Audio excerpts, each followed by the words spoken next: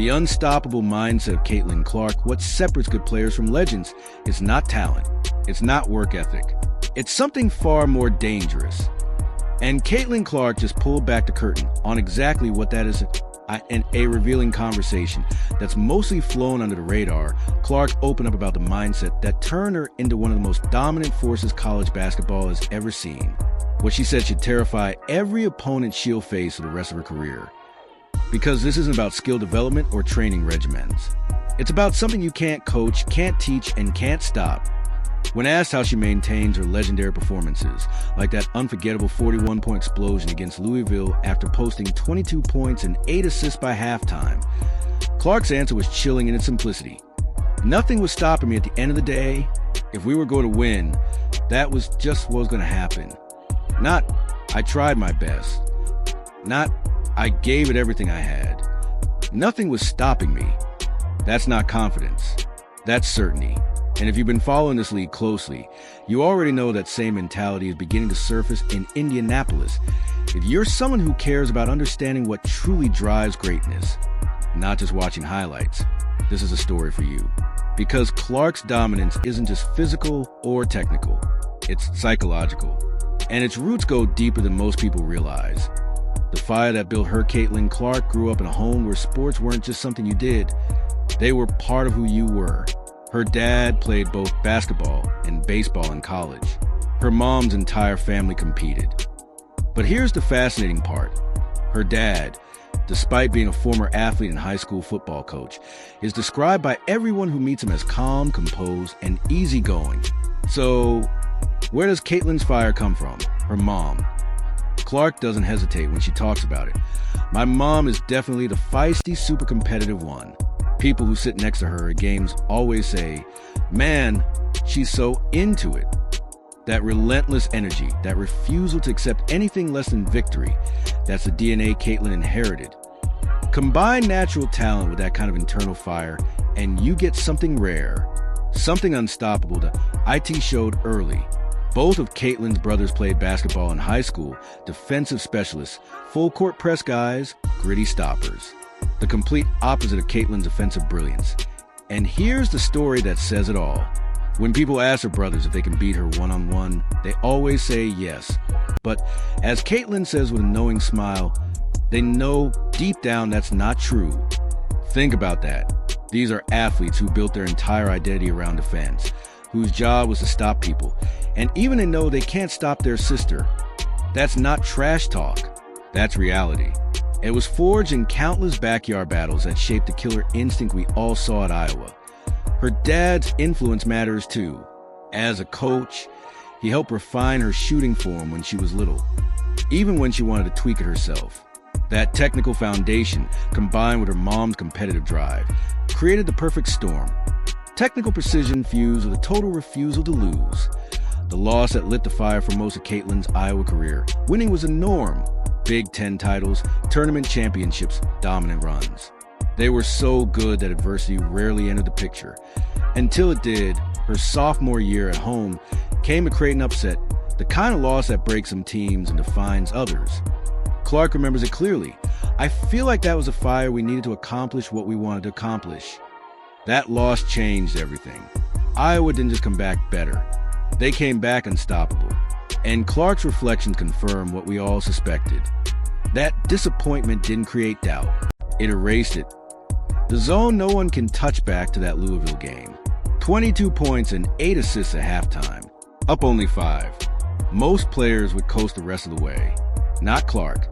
I was so locked in over that 2-year stretch of my career. Nothing was stopping me. We had worked so hard for that moment. Notice what she doesn't say. Not, I was trying to stay locked in. She simply was. Locked in a permanent state, like flipping a switch that couldn't be turned off. Her teammate once had to remind her about clock management because she was so deep in the zone that she nearly forgot about a 2-for-1 opportunity. That's not overthinking. That's pure instinct. And when she talked about taking that late quarter shot, her explanation is strikingly simple. I already made 3. It's either to go in or it's not. It's a free shot. No hesitation. No doubt. Just certainty. The mindset of someone who knows she's already won. That attitude wasn't limited to big games. It was her default for 2 full years. Honestly, especially when I got into postseason play in college, nothing was stopping me. That wasn't confidence. It was conviction. Inside the Iowa locker room, the belief wasn't about hope. It was about knowing. There was this constant belief within our team, in our locker room, in our coaches. We had worked so hard for that moment. A new chapter. Same mentality opponents in the WNBA are starting to see it now. That mindset didn't stay in Iowa City. Her decision to leave college early wasn't about escaping. It was about knowing she had nothing left to prove. What more is there for me to do here? It's time for a new chapter. That's not arrogance. That's awareness. She'd already broken every record, led Iowa to back-to-back championship appearances, and become the biggest draw in college basketball history. The next challenge awaited. When Indiana won the draft lottery, most people focus on market size and team needs. Clark's reasoning cut deeper. I'm a Midwest girl. The franchise had the kind of core players that could help me be successful. Notice her wording, not carry me, but help me. She was always going to be the engine. She just needed the right pieces around her. Her draft announcement reflected that same calm intensity. She didn't make a spectacle of it. She decided, went to the driving range, hit golf balls, posted it, and came back to her phone blowing up. Make the decision. Execute. Don't overthink. Even in that moment, she thought her teammates first, announcing before senior day so it wouldn't overshadow their celebration. That's leadership in its purest form. Thrown into the fire of the transition to the WNBA could have been overwhelming. The whirlwind of championship weekend, draft night in New York, morning shows, and straight to Indiana. But Clark thrived in the chaos. You can't really process it. You're just kind of in it, doing what you do, thrown into the fire, and you go play. That's where she's at her best. No time to think, only to perform. Even as a rookie, she's had unwavering support. Landon Turner, the GM who drafted her, still checks in and attends practices even after leaving his role.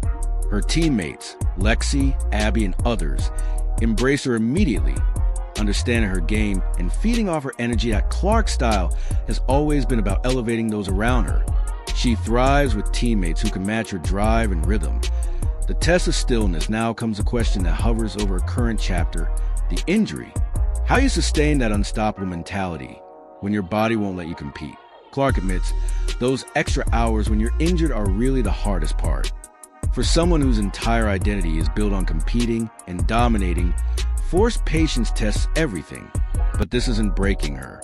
It's refining her, just like that Creighton loss once did. That adversity doesn't create doubt. It burns it away.